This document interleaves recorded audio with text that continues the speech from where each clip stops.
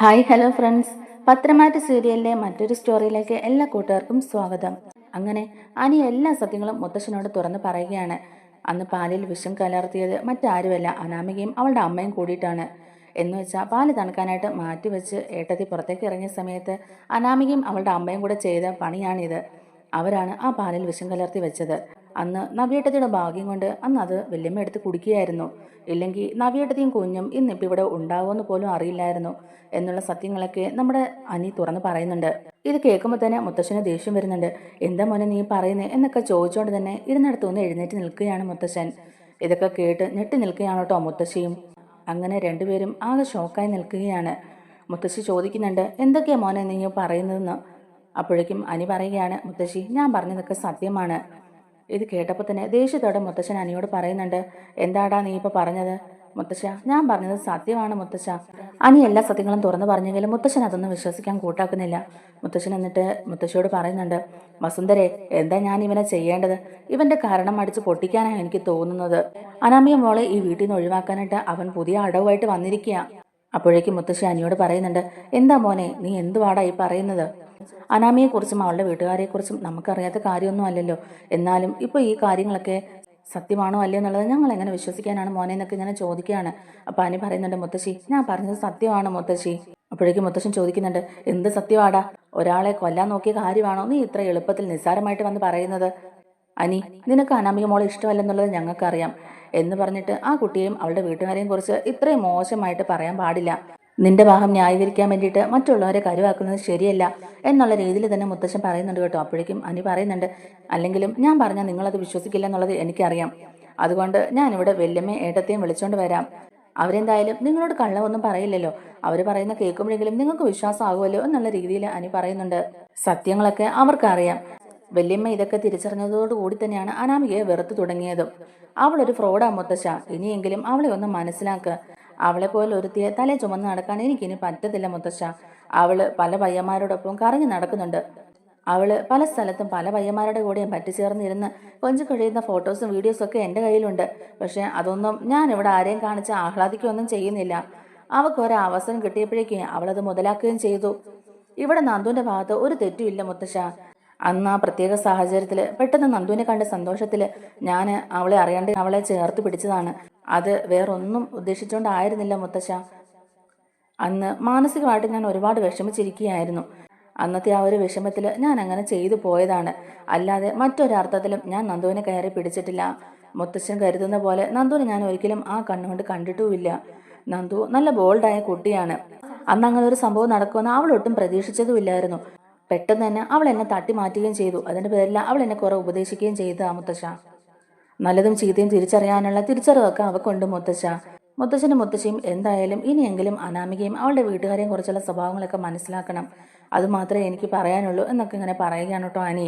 എന്നിട്ട് വളരെ സങ്കടപ്പെട്ട് തന്നെ അനി അവിടെ നിന്ന് ഇറങ്ങി പോകുന്നുണ്ട്. അപ്പോഴേക്കും മുത്തശ്ശനും മുത്തശ്ശിയും കൂടെ പരസ്പരം നോക്കുകയാണ്. എന്താ വസുന്ധര ഇതൊക്കെ? ഇതിലൊക്കെ എന്തെങ്കിലും സത്യമുണ്ടോ? തനിക്ക് ഇതിനെക്കുറിച്ച് വല്ലതും അറിയാമോ എന്നൊക്കെ ഇങ്ങനെ ചോദിക്കുന്നുണ്ട്. മുത്തശ്ശി പറയുന്നുണ്ട്, ഇല്ല, എനിക്കിതിനെക്കുറിച്ച് ഒന്നും അറിയില്ല. ഇപ്പോ അനിമോൻ പറഞ്ഞപ്പോഴാണ് എനിക്ക് ഈ കാര്യങ്ങളൊക്കെ അറിയാവുന്നത്. അല്ലാതെ അനാമികയും അനാമികയുടെ വീട്ടുകാരും ഇതിനു മുമ്പും പ്രശ്നങ്ങളൊക്കെ ഉണ്ടാക്കിയിട്ടുണ്ടല്ലോ. ദേവേനിക്കാണെങ്കിലും ഇപ്പൊ കുറച്ചു ദിവസമായിട്ട് അനാമിക മോളോട് നല്ല ദേഷ്യമൊക്കെ ഉണ്ട്. ചിലപ്പം അത് ഇതൊക്കെ അറിഞ്ഞത് കൊണ്ട് തന്നെ ആയിരിക്കും. എന്തായാലും അവർക്ക് പറയാനുള്ളതും കൂടെ നമുക്ക് കേട്ടു നോക്കാം. ന്യായം ആരുടെ ഭാഗത്താണെന്നുള്ളത് നമുക്കും കൂടി ഒന്ന് വിലയിരുത്താം. എന്നിട്ട് ഇദ്ദേഹത്തിന് ശരിയാണെന്ന് തോന്നുന്ന കാര്യം എന്നിങ്ങനെ പറയുന്നുണ്ട്. അപ്പോഴേക്കും മുത്തശ്ശൻ പറയുന്നുണ്ട്, അതൊക്കെ പണ്ടല്ലായിരുന്നോടോ, ഇപ്പൊ അങ്ങനെയൊന്നും നടക്കാൻ പോണില്ല. ഇതിന്റെ സത്യാവസ്ഥ അറിയണമെന്നുണ്ടെങ്കിൽ ദേവയാനിയോടും നയനമോളോടും തന്നെ ചോദിക്കേണ്ടി വരും. താൻ വാ, എന്തായാലും അവരോട് തന്നെ ചോദിക്കാം. അനി ഈ പറഞ്ഞതിലൊക്കെ എന്തെങ്കിലും കഴമ്പുണ്ടെങ്കിൽ അന്ന് തന്നെ ഈ വീടിന്റെ പടി ഇറങ്ങേണ്ടി വരും അനാമിയയ്ക്ക് എന്ന് പറഞ്ഞുകൊണ്ട് തന്നെ മുത്തശ്ശൻ താഴോട്ട് ചെല്ലുന്നുണ്ട്. അങ്ങനെ അവർ രണ്ടുപേരും വളരെ സീരിയസ് ആയിട്ട് തന്നെ താഴോട്ട് ഇറങ്ങി വരികയാണ്.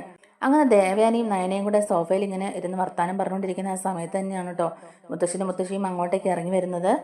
അവരിങ്ങനെ അനിയുടെയും നന്ദുവിന്റെയും ആ ഒരു വീഡിയോ മുത്തശ്ശനും മുത്തശ്ശിയും കണ്ടതിൻ്റെയൊക്കെ ആ ഒരു വിഷമത്തിലും പിന്നെ നടക്കാൻ പാടില്ലാത്ത കാര്യങ്ങളൊക്കെയാണല്ലോ നമ്മുടെ കുടുംബത്തിൽ നടക്കുന്നത്. ആകെ മൊത്തത്തിലൊരു താളപ്പിഴകളാണല്ലോ ഈ വീട്ടിൽ സംഭവിക്കുന്നത്. ഇനിയിപ്പോൾ എന്ത് ചെയ്യും മോളെ? തന്നെയുമല്ല, അനാമിക ഇനി ഇവിടെ ഇങ്ങനെ വെച്ച് ഉറപ്പിക്കാൻ പറ്റില്ല. മുത്തശ്ശനോടും മുത്തശ്ശിയോടും എല്ലാ കാര്യങ്ങളും തുറന്നു പറയേണ്ട സമയമായെന്നാ തോന്നുന്നേ എന്നുള്ള രീതിയിലൊക്കെ ദേവനെയും നയനെയൊക്കെ ഇങ്ങനെ സംസാരിച്ചുകൊണ്ടിരിക്കുകയാണ്. അപ്പോൾ ഇതൊക്കെ കേട്ടോണ്ട് തന്നെയാണ് കേട്ടോ മുത്തശ്ശനും മുത്തശ്ശിയും താഴോട്ട് വരുന്നത്. അങ്ങനെ അവരുടെ മുമ്പിലേക്ക് മുത്തശ്ശൻ വന്ന് നിൽക്കുന്നുണ്ട്. അപ്പോഴേക്കും ദേവയാനിയും നയനയൊക്കെ എഴുന്നേറ്റ് നിൽക്കുന്നുണ്ട്.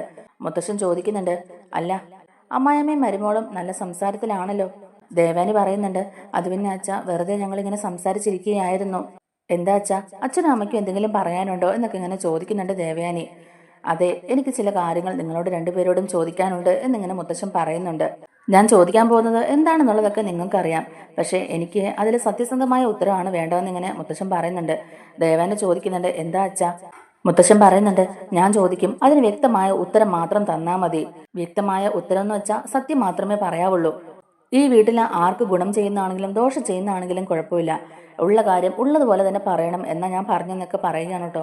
അപ്പോൾ ദേവാനി പറയുന്നുണ്ട്, അത് പിന്നെ അച്ഛാ, അച്ഛനോട് ഞാൻ അങ്ങനെ സംസാരിക്കാറില്ലല്ലോ. സത്യം സത്യമായ രീതിയിൽ പറയുന്നത് തന്നെയാണ് എൻ്റെയും ശീലം എന്നിങ്ങനെ നമ്മുടെ ദേവാനി പറയുന്നുണ്ട്. മുത്തശ്ശൻ പറയുന്നുണ്ട്, അതൊക്കെ ശരി തന്നെയാണ്. പക്ഷേ ഇപ്പം നിങ്ങളൊരു കാര്യം മനസ്സിലാക്കുക, എനിക്ക് പഴയതുപോലെ അസുഖമൊന്നുമില്ല. ഞാനിപ്പോൾ പൂർണ്ണ ആരോഗ്യവാൻ തന്നെയാണ്. ഞാൻ അസുഖബാധിതനാണ് എന്നറിഞ്ഞ നിമിഷം മുതൽ എന്റെ മനസ്സ് വിഷമിക്കാതിരിക്കാൻ വേണ്ടിയിട്ട് നിങ്ങൾ പല കാര്യങ്ങളും എന്നോട് മറച്ചു വെച്ചിട്ടുണ്ട്. അതുപോലെ ആകരുത് ഞാൻ ചോദിക്കാൻ പോകുന്ന ചോദ്യങ്ങൾക്കുള്ള ഉത്തരം എന്നൊക്കെ മുത്തശ്ശൻ പറയുന്നുണ്ട്. അപ്പം നയന ചോദിക്കുന്നുണ്ട്, മുത്തശ്ശൻ എന്താ ചോദിക്കാനുള്ളതെന്ന് വെച്ചാൽ ചോദിക്കുന്നു പറയുകയാണ് കേട്ടോ. മുത്തശ്ശൻ പറയുന്നുണ്ട്, നയനമോൾ ഒരിക്കലും നുണ പറയില്ലെന്ന് ഞങ്ങൾക്കറിയാം. അതുപോലെ തന്നെ ഞങ്ങൾ വിശ്വസിക്കുന്ന ഞങ്ങളുടെ മരുമകളാണ് ദേവയാനിയും. അതുകൊണ്ട് നിങ്ങൾ രണ്ടുപേരും നുണ പറയില്ലെന്ന് ഞങ്ങൾ വിശ്വസിക്കുക എന്നിങ്ങനെ പറയുന്നുണ്ട്. ദേവയാനി പറയുന്നുണ്ട്, അച്ഛൻ എന്ത് വേണമെങ്കിലും ചോദിച്ചോ അച്ഛാ, ഞങ്ങൾ ഒരിക്കലും നുണ പറയില്ല. അപ്പൊ മുത്തശ്ശൻ ചോദിക്കുന്നുണ്ട്, അന്ന് മോളുടെ ചേച്ചിക്ക് കൊടുക്കാനായിട്ട് പാല് കാച്ചി വെച്ചില്ലേ, അത് ആറാൻ വെച്ചിട്ട് മോൾ അവിടുന്ന് ഇറങ്ങി പോവുകയും ചെയ്തു. ആ പാലാണല്ലോ ദേവയാനി നീ എടുത്ത് കുടിച്ചത്. ആ പാലിൽ മാരകമായ വിഷമുണ്ടായിരുന്നു. ആരും കലർത്താതെ എന്തായാലും ആ പാലിൽ വിഷം കലരില്ലല്ലോ. ആ പാലിൽ വിഷത്തിന്റെ സാന്നിധ്യം ഉണ്ടായിരുന്നു എന്നുള്ളത് ഡോക്ടർമാർ വ്യക്തമായിട്ട് പറഞ്ഞിട്ടുമുണ്ട്. ശരിയല്ലേ ദേവയാനി എന്നിങ്ങനെ ചോദിക്കുന്നുണ്ട്. അപ്പൊ ദേവയാനി പറയുന്നുണ്ട്, ശരിയാ അച്ഛാ. നയന ഇങ്ങനെ മിണ്ടാതെ നിൽക്കുകയാണ് കേട്ടോ. അപ്പം മുത്തശ്ശൻ ചോദിക്കുന്നുണ്ട്, എന്താ നയനമ്മക്കൊന്നും പറയാനില്ലെന്ന് ചോദിക്കുകയാണ്. അത് പിന്നെ മുത്തശ്ശ, ഡോക്ടർ എന്ന് പറയുന്നത് ആ പാലിൽ ആരോ വിഷം കലർത്തിയിട്ടുണ്ട് എന്ന് തന്നെയാണ്. മുത്തശ്ശൻ പറയുന്നുണ്ട്, അതെ, അന്ന് ആ പാലിൽ ആരോ വിഷം കലർത്തി. അന്ന് പുറത്തുനിന്ന് ആരും നമ്മുടെ വീടിനകത്തോട്ട് കയറി വന്നിട്ടില്ല. ആരായിരുന്നു അന്ന് ആ പാലിൽ വിഷം കലർത്തി എന്നുള്ളത് നിങ്ങൾക്ക് അറിയാം. അതാണ് എൻ്റെ ചോദ്യം എന്നിങ്ങനെ പറയുമ്പോഴേക്കും ദേവയാനിയും നയനയും പരസ്പരം മുഖത്തോട് മുഖം നോക്കുന്നുണ്ട്. അപ്പം മുത്തശ്ശൻ പറയുന്നുണ്ട്, ഈ ചോദ്യം കേട്ടപ്പോൾ നിങ്ങൾക്ക് തോന്നിക്കാണും ഇതിനെക്കുറിച്ചുള്ള കാര്യങ്ങളൊക്കെ നിങ്ങൾക്ക് എങ്ങനെ അറിയാമെന്നല്ലേ. എന്നാൽ നിങ്ങൾക്ക് ഇതിനെക്കുറിച്ചുള്ള സത്യങ്ങളൊക്കെ അറിയാമെന്നുള്ള കാര്യം എനിക്കറിയാം. അതിനെൻ്റെ പക്കൽ തെളിവുണ്ട് എന്നിങ്ങനെ പറയുന്നുണ്ട്. മുത്തശ്ശൻ പറയുന്നുണ്ട്, സത്യം എന്താണെന്ന് വെച്ചാൽ നിങ്ങൾ തുറന്ന് പറ എന്നിങ്ങനെ പറയുകയാണ്. മുത്തശ്ശിയാണെങ്കിലും ചോദിക്കുന്നുണ്ട്, ദേവയാനി സത്യം ഇനിയെങ്കിലും തുറന്ന് പറയുമോളെ. സത്യങ്ങൾ ഇനിയും ഞങ്ങൾ അറിഞ്ഞിട്ടില്ലെങ്കിൽ എല്ലാവരുടെ മുമ്പിൽ വിഡ്ഢികളാവുകയല്ലേ മക്കളെ. ദേവയാനി പറയുന്നുണ്ട്, അത് പിന്നെ അച്ഛാ, ഞാൻ എല്ലാ സത്യങ്ങളും തുറന്ന് പറയാം. അന്ന് നയനമോള് ആ പാലവിടെ കാച്ചി വെച്ചിരുന്നത് നവ്യക്ക് കുടിക്കാൻ വേണ്ടിയിട്ടായിരുന്നു. പാല് ഒന്ന് ആറാൻ വേണ്ടി വെച്ചിട്ട് അവൾ കിച്ചണിൽ ഇറങ്ങിയ സമയത്താണ് അനാമികയും അവളുടെ അമ്മയും കൂടെ അടുക്കളയിൽ ആരും കാണാതെ കയറിയത്. എന്നിട്ട് തന്ത്രപൂർവ്വം ആ പാലിൽ വിഷം കലർത്തി വെക്കുകയായിരുന്നു. അതിനുശേഷം ഞാൻ കിച്ചണിലോട്ട് ചെന്നപ്പോഴേക്കും കാച്ചി വെച്ച പാല് കണ്ടോണ്ട് ഞാൻ ആ പാലെടുത്ത് കുടിക്കുകയായിരുന്നു. നയനമോളോടുള്ള അന്നത്തെ ആ ഒരു ദേഷ്യത്തിന്റെ പുറത്താണ് ഞാൻ ആ പാലെടുത്ത് കുടിച്ചത്. ഇത് കേട്ടപാടെ മുത്തശ്ശനും മുത്തശ്ശിയും ആകെ ഇങ്ങനെ ഞെട്ടിപ്പോവുകയാണ്. മുത്തശ്ശൻ ചോദിക്കുന്നുണ്ട്, ഇതിന്റെ സത്യാവസ്ഥ എന്താ? നിങ്ങൾ എങ്ങനെയാ ഈ സത്യങ്ങളൊക്കെ അറിഞ്ഞത്? അനാമികയാണ് ഇതിന്റെ പിന്നിലെന്നും അവളാണ് പാലിൽ വിഷം കലർത്തിയെന്നും നിങ്ങൾ എങ്ങനെയാ തിരിച്ചറിഞ്ഞെന്നൊക്കെ ചോദിക്കുന്നുണ്ട്. അപ്പൊ ദേവാനി ഉടനെ നയനെ നോക്കുകയാണ് കേട്ടോ. നയന പറയുന്നുണ്ട്, മുത്തശ്ശ, അന്ന് ചേച്ചിയുടെ വളകാപ്പ് നടന്നില്ലേ, ആ ദിവസം ചേച്ചി മുറിയിലോട്ട് കയറി പോകുന്ന സമയത്താണ് അബിയും അപ്പച്ചിയും കൂടെ ഈ കാര്യങ്ങൾ സംസാരിക്കുന്നത് ചേച്ചി കേട്ടത്. അന്ന് അനാമികയും അവളുടെ അമ്മയും കൂടെ പാലിൽ വിഷം കലർത്താനായിട്ട് പ്ലാൻ ചെയ്യുന്ന കാര്യം അപ്പച്ചി കേട്ടിട്ടുണ്ട്. അതുകൊണ്ട് അവർക്ക് സത്യങ്ങളൊക്കെ അറിയാമായിരുന്നു. ഈ സത്യം അപ്പച്ചി അബിയോട് പറയുന്ന സമയത്താണ് ചേച്ചി അത് കേട്ടത്. അതുകൊണ്ടാണ് ഇങ്ങനെയുള്ള കാര്യം ആരാ ചെയ്തെന്നുള്ളത് ഞങ്ങൾക്ക് മനസ്സിലായെന്നൊക്കെയുള്ള രീതിയിൽ പറയുകയാണ്. ഇത് കേൾക്കുമ്പോഴേക്കും മുത്തശ്ശന് നല്ല ദേഷ്യം വരുന്നുണ്ട്. ദേഷ്യത്തോടെ തന്നെ മുത്തശ്ശൻ രണ്ടുപേരോടും ചോദിക്കുന്നുണ്ട്, എന്നിട്ട് എന്തുകൊണ്ടാണ് നിങ്ങൾ ഈ സത്യം ഒന്നും എന്നോട് പറയാതിരുന്നത്? ദേവയാനി പറയുന്നുണ്ട്, അത് പിന്നെ അച്ഛാ, അത് വേറൊന്നും കൊണ്ടല്ല. അച്ഛന് മാരകമായ ഒരു അസുഖമാണല്ലോ പിടിപെട്ടിരുന്നത്. അച്ഛനെ മനസ്സ് വിഷമിപ്പിക്കേണ്ടെന്ന് ഓർത്തിട്ടാണ് ഈ കാര്യം പറയാതിരുന്നതെന്ന് പറയുകയാണ്. മുത്തശ്ശൻ പിന്നെയും ദേഷ്യപ്പെട്ട് തന്നെ ദേവയാനിയോട് പറയുന്നുണ്ട്, എനിക്ക് അസുഖമാണെന്ന് വിചാരിച്ചിട്ട് അനിയുടെ ജീവിതം തകർക്കാനാണോ നിങ്ങൾ ശ്രമിക്കേണ്ടത്? എൻ്റെ അസുഖത്തെ ചൊല്ലി അനിയുടെ ജീവിതം തകർത്തവരല്ലേ നിങ്ങൾ. അനിക്ക് കല്യാണത്തിന് മുമ്പ് തന്നെ അനാമികമായിട്ട് വലിയ പൊരുത്തമൊന്നും ഇല്ലായിരുന്നു. അനാമികമൊത്തുള്ള അനിയുടെ കല്യാണത്തിന് മുമ്പ് തന്നെ നന്ദുവിനോടാണ് എനിക്ക് താല്പര്യമുള്ളത് എന്നൊരു സൂചന എനിക്ക് കിട്ടിയിരുന്നെങ്കിൽ പോലും ഞാൻ ആ കല്യാണത്തിന് സമ്മതിക്കില്ലായിരുന്നു. എല്ലാവരും കൂടെ ചേർന്ന് എൻ്റെ കൊച്ചുമകൻ്റെ ജീവിതമാണ് ഇപ്പം നശിപ്പിച്ചിരിക്കുന്നത്. അതിൽ ഈ പറഞ്ഞ ഞാനും പങ്കാളിയായിപ്പോയി. സാധാരണ എനിക്ക് ഒരു കാര്യത്തിലും തെറ്റുപറ്റാറില്ലാത്തതായിരുന്നു. പക്ഷേ എനിക്കിവിടെ തെറ്റുപറ്റി, എൻ്റെ കൊച്ചുമകൻ്റെ കാര്യത്തിൽ മാത്രം. മുത്തശ്ശനാണെങ്കിലും ഇങ്ങനെ വളരെ സങ്കടത്തോടെയും ദേഷ്യത്തോടെയും ഈ കാര്യങ്ങളൊക്കെ സംസാരിച്ചുകൊണ്ടിരിക്കുന്ന സമയത്ത് തന്നെ അങ്ങോട്ടേക്ക് ജാനകി കയറി വരികയാണ്. ജാനകി വന്നിട്ട് പറയുന്നുണ്ട്, അച്ഛ, അനാമിക മോളുടെ അച്ഛൻ വിളിച്ചിട്ടുണ്ടായിരുന്നു, അവരിങ്ങോട്ടേക്ക് വരികയാണെന്ന്. മോളെയും കൂട്ടിയിട്ട് നിങ്ങൾ ഇങ്ങോട്ടേക്ക് വരണമെന്നൊക്കെ ഞാൻ അവരോട് പറഞ്ഞപ്പം അവരാദ്യം അതിനൊന്നും സമ്മതിച്ചില്ല. അവർക്ക് ഭയങ്കര നീരസമായിരുന്നു. അങ്ങനത്തെ ഒരു കാഴ്ചയാണല്ലോ അവരും കണ്ടത്. പിന്നെ ഞാൻ എൻ്റെ സങ്കടങ്ങളൊക്കെ പറഞ്ഞ് മോളില്ലാതെ എനിക്കിവിടെ ഇരിക്കാൻ പറ്റില്ല എന്നൊക്കെ പറഞ്ഞപ്പം എൻ്റെ കരച്ചിൽ കണ്ടുകൊണ്ട് അവർ പിന്നെ ഇങ്ങോട്ടേക്ക് വരാമെന്ന് സമ്മതിച്ചിട്ടുണ്ട്. ആ, എൻ്റെ മരുമോൾ ഒരു പാവം അച്ഛാ, മനസ്സിന് ഒട്ടും കട്ടിയില്ല അവൾക്ക്. ആ പാവത്തിനാണ് ഇവിടെ എല്ലാവരും ചവിട്ടി തേൽക്കാൻ ശ്രമിക്കുന്നത് എന്നൊക്കെ ഇങ്ങനെ ജാനകി പറയുമ്പോഴേക്കും മുത്തശ്ശനും മുത്തശ്ശിക്കും നല്ല ദേഷ്യം വരുന്നുണ്ട് കേട്ടോ. മുത്തശ്ശൻ ഉടനെ ജാനകിയോട് പറയുന്നുണ്ട്, മിണ്ടരുത് നീ ഒറ്റൊരുത്തി കാരണമാണ് നിന്റെ മോൻ ഇപ്പം ഇങ്ങനെയുള്ള കാര്യങ്ങളൊക്കെ അനുഭവിക്കുന്നത്. നിന്റെ മോന് എത്ര അനുഭവിച്ചാലും നിനക്കതൊന്നും ഒരു വിഷയമല്ല. അവന്റെ ജീവിതം എങ്ങനെ ആയാലും, അവന്റെ ജീവിതത്തിൽ സന്തോഷം ഇല്ലെങ്കിലും സമാധാനമില്ലെങ്കിലും നിനക്കതൊന്നും ഒരു പ്രശ്നവുമല്ല. സ്വന്തം മകനേക്കാൾ പ്രാധാന്യം നീ നിന്റെ മരുമകൾക്കാണ് കൊടുക്കുന്നത്. അവള് നിന്നെ വശത്താക്കി കയ്യിലെടുത്തു എന്ന് വേണം പറയാനായിട്ട്. അവള് കള്ളസ്നേഹം അഭിനയിച്ച് നിന്നെ കീഴ്പ്പെടുത്തി വെച്ചിരിക്കുകയാണ്. അവൾ ഇങ്ങോട്ടേക്ക് വന്നതിന് ശേഷമാണ് നയനമോളെ നിന്നിൽ നിന്ന് അകറ്റിയത്. അപ്പോൾ തന്നെ എനിക്ക് കാര്യങ്ങളൊക്കെ മനസ്സിലായതാണ്. ചെറിയ തെറ്റുകളൊക്കെ തിരുത്താൻ പറ്റും, പക്ഷെ വലിയ തെറ്റുകൾ ചെയ്യുന്നവരെ തിരുത്തിയിട്ട് കാര്യമൊന്നുമില്ല, പ്രത്യേകിച്ച് കൊലപാതകം വരെ ചെയ്യാൻ ശ്രമിക്കുന്നവളെ എന്നുള്ള രീതിയിലൊക്കെ പറയുമ്പോഴേക്കും ജാനകി ചോദിക്കുന്നുണ്ട്, കൊലപാതകമോ? എന്തൊക്കെയാ അച്ഛൻ ഈ പറയുന്നത്? അനാമിക മോളെയും അവളുടെ വീട്ടുകാരെയും കുറിച്ചിട്ട് ഇങ്ങനെ മോശമായിട്ട് സംസാരിക്കരുതെന്നൊക്കെ ഇങ്ങനെ ജാനകി പറയുന്നുണ്ട്. അപ്പൊ മുത്തശ്ശൻ പറയുകയാണ്, നിനക്കൊരു മരുമകളുണ്ടല്ലോ, അവളുടെ സ്വഭാവം നിനക്ക് ശരിക്കും അറിയാൻ മേലാഞ്ഞിട്ട് തന്നെയാ അവളെ നീ ഇങ്ങനെ സപ്പോർട്ട് ചെയ്യുന്നത്. ജാനകി ആകെ ഷോക്കായിട്ട് ചോദിക്കുന്നുണ്ട്, അച്ഛനല്ലേ അപ്പൊ ഇത്ര നേരം പറഞ്ഞത് അനാമികയെ വിളിച്ചോണ്ട് വരാൻ പറയാനും അനിയോട് അനാമികമായിട്ട് പൊരുത്തപ്പെട്ട് മുന്നോട്ടുള്ള ജീവിതം നയിക്കാനും ഒക്കെ? മുത്തശ്ശൻ ജാനകിയുടെ നേരെ പൊട്ടിത്തെറിക്കുന്നുണ്ട്. അങ്ങനെ ഒരാൾ ഇഷ്ടമില്ലാത്ത ഒരാളോടൊപ്പം പൊരുത്തപ്പെട്ടും തൃപ്തിപ്പെട്ടും ജീവിക്കേണ്ട കാര്യമൊന്നുമില്ല. അതിനേക്കാൾ നല്ലത് ബന്ധം പിരിഞ്ഞ് രണ്ടാളും രണ്ട് വഴിക്ക് പോകുന്നത് തന്നെയാണ് എന്നൊക്കെ ഇങ്ങനെ പറയുകയാണ് കേട്ടോ. അപ്പോഴേക്കും ജാനകി ദേഷ്യത്തോടെ തന്നെ പറയുന്നുണ്ട്, എനിക്ക് ജീവനുള്ളിടത്തോളം കാലം ഞാൻ അതിന് സമ്മതിക്കില്ല അച്ഛാ. എനിക്ക് ഉറപ്പായിരുന്നു അച്ഛനും കറങ്ങി തിരിഞ്ഞ് ഇവരുടെ കൂടെ തന്നെ നിൽക്കുമെന്നുള്ള കാര്യം. ഞാൻ ഒരിക്കലും അച്ഛൻ്റെ അടുത്തൊന്നും ഇങ്ങനെ ഒരു കാര്യം പ്രതീക്ഷിച്ചില്ലായിരുന്നു. അവസാനം അച്ഛനും ഇവരോടൊപ്പം കൂടിയല്ലേ. നീയൊക്കെ എന്ത് പറഞ്ഞു കൊടുത്തിട്ടാടി അച്ഛൻ്റെ മനസ്സ് പോലും മാറ്റിയെടുത്തത്? നീയൊക്കെ ഇനി എന്ത് പറഞ്ഞാലും നിന്റെ തള്ളയുടെയും നിങ്ങളുടെ ആവശ്യമൊന്നും നടക്കാൻ പോകുന്നില്ല. ആ മൊട്ടച്ചോട് ചെന്ന് പറഞ്ഞേക്ക് അങ്ങനെയുള്ള മോഹമായിട്ടൊന്നും അവൾ നിൽക്കണ്ടെന്നൊക്കെയുള്ള കാര്യം. അപ്പോഴേക്കും നയനി പറയുന്നുണ്ട്, ചെറിയമ്മേ, എന്നെ എന്ത് വേണമെങ്കിലും പറഞ്ഞോ, അനാവശ്യമായിട്ട് എൻ്റെ വീട്ടുകാരെ ഇതിലേക്ക് വലിച്ചഴിക്കേണ്ട കാര്യമില്ല. അവരും ഈ കാര്യങ്ങളൊന്നും അറിഞ്ഞിട്ട് പോലുമില്ല എന്നുള്ള രീതിയിലൊക്കെ നയന പറയുമ്പോഴേക്കും ജാനകി ഉടനെ നയനയുടെ നേർക്ക് പൊട്ടിത്തെറിച്ചുകൊണ്ട് പറയുകയാണ്, അവരെ തന്നെയാ പറയേണ്ടത്. നിങ്ങളെയൊക്കെ ഇങ്ങനെ വളർത്തി വഷളാക്കിയത് അവര് തന്നെയല്ലേ. അവരെ തല്ലി ഒതുക്കാൻ ആളില്ലാഞ്ഞിട്ട് തന്നെയാ അവരിങ്ങനെയൊക്കെ കാണിക്കുന്നത്. ഇനി ഓരോന്നൊക്കെ പറഞ്ഞ് അച്ഛൻ്റെ അമ്മയുടെ മനസ്സ് മാറ്റാനാണ് നിന്റെ ഭാവമെങ്കിലേ നിന്റെ വീട്ടിലോട്ട് ഞാൻ അങ്ങ് പോകും. കൊടുക്കേണ്ടത് കൊടുത്തിട്ടേ ഞാൻ പിന്നെ ഇങ്ങോട്ടേക്ക് വരുവുള്ളൂ. അത് നിന്റെയൊക്കെ ഓർമ്മയിൽ ഉണ്ടായിരുന്നാ മതി. എൻ്റെ മരുമകളെ ഈ വീട്ടിൽ നിന്ന് പുറത്താക്കിയാല് പിന്നെ ഞാനും ഈ വീട്ടിൽ ഉണ്ടാവില്ല. ഈ ജാനകി പിന്നെ അനന്തപുരി തറവാട്ടിൽ ഉണ്ടാവില്ല എന്നൊക്കെയുള്ള രീതിയിൽ ജാനകി പറയുമ്പോഴേക്കും മുത്തശ്ശി ജാനകിയുടെ മുഖത്ത് നോക്കി ഒരെണ്ണം കൊടുക്കുന്നുണ്ട്. എന്താടി നീ പറഞ്ഞത്? എന്താ നിനക്ക് നിന്റെ മരുമകളെ കുറിച്ച് അറിയുന്നത്? അവളെ കുറിച്ച് നിനക്കൊന്നും അറിയില്ല. അവള് പറയുന്നതൊക്കെ കേട്ട് അവളെ വിശ്വസിച്ചിരിക്കുന്ന നീയാണ് ഒരു മരവാഴ. ശരിക്കും പറഞ്ഞാൽ നിന്നെപ്പോലെ ഒരു അമ്മായിമ്മയെ അവൾ കളിപ്പാട്ടം പോലെ തട്ടിക്കളിക്കുക തന്നെ ചെയ്യാണ്. എത്ര കണ്ടാലും കേട്ടാലും പഠിക്കാത്ത നീയൊക്കെ എന്തൊരു അമ്മയാടി. നിന്റെ സ്വന്തം മോന്റെ ജീവിതം വെച്ചിട്ട് തന്നെയാണോടി നീ കളിക്കുന്നേ? നിന്റെ മരുമോൾക്ക് മാത്രം നീ പ്രാധാന്യം കൊടുത്തിട്ട് നിന്റെ മോൻ എങ്ങനെ പോയാലും നിനക്കൊരു കുഴപ്പമില്ലേ എന്നുള്ള രീതിയിലൊക്കെ ഇങ്ങനെ നമ്മുടെ മുത്തശ്ശി ചോദിക്കുന്നുണ്ട് കേട്ടോ. അപ്പോഴേക്കും ജാനകി ഉടനെ പറയുന്നുണ്ട്, അമ്മ എന്നെ തല്ലിയല്ലേ? അമ്മ ഇപ്പൊ എന്തിനാ എന്നെ തല്ലിയത്? ഞാൻ ഉള്ള കാര്യമല്ലേ പറഞ്ഞതെന്നൊക്കെ ഇങ്ങനെ ജാനകി ചോദിക്കുമ്പോഴേക്കും മുത്തശ്ശി പറയുന്നുണ്ട്, ഞാൻ അങ്ങനെ ഇതുവരെ നിന്നെ തല്ലിയിട്ടില്ല. തല്ലേണ്ട ഒരു അവസരം നീ ഉണ്ടാക്കിയിട്ടുമില്ല. ജലജയാണ് എപ്പോഴും എൻ്റെ കയ്യിൽ നിന്ന് തല്ലി മേടിക്കാറുള്ളത്. പക്ഷെ നീ ഇന്ന് എൻ്റെ കയ്യിൽ നിന്ന് തല്ല് ചോദിച്ചു മേടിക്കുകയായിരുന്നു. അതെന്തിനാണെന്നറിയാവോ? നീ നിന്റെ മരുമകളെ കുറിച്ച് പറഞ്ഞതിനല്ല, ഇദ്ദേഹത്തിന്റെ മുഖത്ത് നോക്കി ഇത്ര അഹങ്കാരത്തോടു കൂടി നീ സംസാരിച്ചതിന്. നിന്റെ കുടുംബത്തിന്റെ അവസ്ഥ എന്തായിരുന്നു എന്ന് നീ തന്നെ ഒന്ന് ആലോചിച്ച് നോക്ക്. അവിടെ നിന്നും കരകയറ്റി നിന്റെ കുടുംബത്തിനെ ഇത്രത്തോളം എത്തിച്ചത് ഇദ്ദേഹമാണ്. അതൊന്നും നീ മറന്നു പോകരുത് ജാനകി. നീ പോലും പ്രതീക്ഷിക്കാതെ നിനക്ക് അർഹിക്കുന്ന നല്ലൊരു ജീവിതം എൻ്റെ മകൻ തന്നില്ലേ? അതൊക്കെ നീ മറന്നു പോയോടി എന്നൊക്കെയുള്ള രീതിയിൽ മുത്തശ്ശി ചോദിക്കുമ്പോഴേക്കും മുത്തശ്ശിയോട് പറയുന്നുണ്ട്, വസുന്ധരെ, ഞാൻ എത്ര വട്ടം ഇയാളോട് പറഞ്ഞിട്ടുണ്ട് നമ്മൾ ചെയ്യുന്ന കാര്യങ്ങൾ മറ്റുള്ളവരോട് വിളിച്ച് പറയരുതെന്ന്. മുത്തശ്ശി പറയുന്നുണ്ട്, എങ്ങനെ പറയാതിരിക്കും? ഇദ്ദേഹം കണ്ടില്ലേ ഇവർ ഓരോരുത്തരും ചെയ്തു കൂട്ടുന്ന കാര്യങ്ങളൊക്കെ?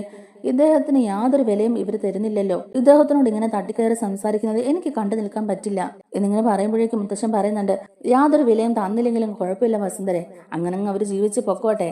അപ്പം അവർക്ക് മനസ്സിലാകും ആരാ ശരി ആരാ തെറ്റെന്നുള്ള കാര്യങ്ങളൊക്കെ. ഇങ്ങനെ വലിയൊരു വാക്കുതർക്കമൊക്കെ നടന്നുകൊണ്ടിരിക്കുന്ന സമയത്തോട്ടാണ് കേട്ടോ നമ്മുടെ അനാമികയും വേണുവും രേവതിയൊക്കെ കൂടെ കടന്നു വരുന്നത്. എപ്പോഴേക്കും ജാനകി ഉടനെ പറയുന്നുണ്ട്, അയ്യോ ഇത് അനാമിക മോളും അവളുടെ അച്ഛനും അമ്മയൊക്കെ വരുന്നുണ്ട്, ദയവ് ചെയ്ത് ആ ഒരു മോളുടെ മനസ്സ് വിഷമിപ്പിക്കുന്ന പോലെ ഒന്നും പറയില്ലേ എന്നൊക്കെ ഇങ്ങനെ ജാനകി പറയുകയാണ് കേട്ടോ. അപ്പോഴേക്കും ദേവയാനി പറയുന്നുണ്ട്, ജാനകി നിന്റെ മരുമകളുടെ വരവ് കണ്ടിട്ടേ അവളുടെ അച്ഛൻ്റെ അമ്മയുടെയും അഹങ്കാരവും പത്രാസും ഒക്കെ കണ്ടിട്ടുണ്ടല്ലോ, കാലിലിട്ടിരിക്കുന്ന ചെരുപ്പൂരി അവരുടെ മുഖത്തടിക്കാനാണ് എനിക്ക് തോന്നുന്നത് എന്നൊക്കെ ഇങ്ങനെ പറയുകയാണ് കേട്ടോ. അപ്പോഴേക്കും ജാനകി പറയുന്നുണ്ട്, അതെ അനാമിക മോളുടെ അച്ഛൻ്റെ അമ്മയുടെ മുഖത്തിനിട്ടല്ല അടിക്കേണ്ടത്, നിങ്ങളുടെ മരുമോളുടെ അച്ഛനും അമ്മയും ഉണ്ടല്ലോ, 2 അറ്റാക്ക് വന്നെന്നും പറഞ്ഞ് കള്ളം പറഞ്ഞ് വീട്ടിൽ വെറുതെ ഇരിക്കുന്ന അയാളുടെ കാരണത്തിനിട്ട് വേണം കൊടുക്കാൻ. അയാളുടെ മാത്രമല്ല ആ കനകയുണ്ടല്ലോ അവളുടെ മുഖത്തും കൂടെ കൊടുക്കണം, എന്നാലേ അവളൊക്കെ പഠിക്കുകയുള്ളൂ. അവരുടെ 2 മക്കളും ഇവിടുത്തെ മരുമക്കളായതുകൊണ്ടേ അതിന്റെ ഒരു അഹങ്കാരമൊക്കെ ഇപ്പൊ അവരുടെ സ്വഭാവത്തിലുമുണ്ട് എന്നുള്ള രീതിയിലൊക്കെ ജാനകി പറയുമ്പോഴേക്കും ദേവന് പറയുന്നുണ്ട്, ദേ ജാനകി നീ മര്യാദയ്ക്ക് സൂക്ഷിച്ച് സംസാരിച്ചില്ലെങ്കിലേ എൻ്റെ കയ്യിൽ നിന്ന് നീ മേടിക്കും എന്നിങ്ങനെ പറയുമ്പോഴേക്കും ജാനകി തിരിച്ചു പറയുന്നുണ്ട്, ഏട്ടത്തിയോടും എനിക്ക് അത് തന്നെയാണ് പറയാനുള്ളത്, എൻ്റെ മരുമകളുടെ അച്ഛനും അമ്മയും ഓരോന്ന് പറഞ്ഞ് അവരുടെ മനസ്സ് വിഷമിപ്പിക്കാൻ നോക്കണ്ടെന്നൊക്കെ പറയുകയാണ്. അങ്ങനെ വേണു അങ്ങോട്ടേക്ക് വരുന്നുണ്ട്. വന്നിട്ട് പറയുന്നുണ്ട്, ജാനകി ഞങ്ങളുടെ മകളെ ഞങ്ങൾ വീണ്ടും ഇങ്ങോട്ടേക്ക് കൊണ്ടുവന്നിരിക്കുകയാണ്, ഇനി ഒരു വിഷയം ഉണ്ടാകാതെ നോക്കേണ്ടത് ജാനകി തന്നെയാണ്. ഇവിടെ നടന്ന സംഭവങ്ങളൊക്കെ എല്ലാവർക്കും അറിയാമല്ലോ, എൻ്റെ മോക്ക് ഇതൊക്കെ കണ്ടിട്ട് ഇവിടെ ക്ഷമിച്ച് സഹിച്ച് നിന്ന് പോകാൻ പറ്റുന്നില്ല, അതുകൊണ്ടാണ് എൻ്റെ മോള് പിണങ്ങി അങ്ങോട്ടേക്ക് വന്നത്. അവിടെ ആകുമ്പം ഇങ്ങനെയുള്ള കാഴ്ചകളൊന്നും കാണണ്ടല്ലോ, മനസ്സിന് ഇച്ചിരി സ്വസ്ഥതയും കിട്ടും എന്നൊക്കെ ഇങ്ങനെ പറയുന്നുണ്ട് കേട്ടോ. പിന്നെ അനി എങ്ങനെയാണ് ഞങ്ങളുടെ മോളോട് പെരുമാറുന്നത് എന്നുള്ള കാര്യം ഈ വീട്ടിലെ എല്ലാവർക്കും അറിയാമല്ലോ. പിന്നെ ജാനകി കരഞ്ഞു പറഞ്ഞതുകൊണ്ട് മാത്രമാണ് ഞങ്ങൾ ഞങ്ങളുടെ മോളെ കൂട്ടിക്കൊണ്ട് ഇങ്ങോട്ടേക്ക് വന്നത്, അല്ലാതെ ഞങ്ങളെ മോളോട് ഒരു ഭാര്യ എന്ന പരിഗണന പോലും കൊടുക്കാതെ അവളോട് ഒരു താല്പര്യം കാണിക്കാത്ത ഒരാളുടെ അടുത്തോട്ട് പറഞ്ഞുവിടാൻ ഞങ്ങൾക്ക് ഒരു താല്പര്യവും ഇല്ല.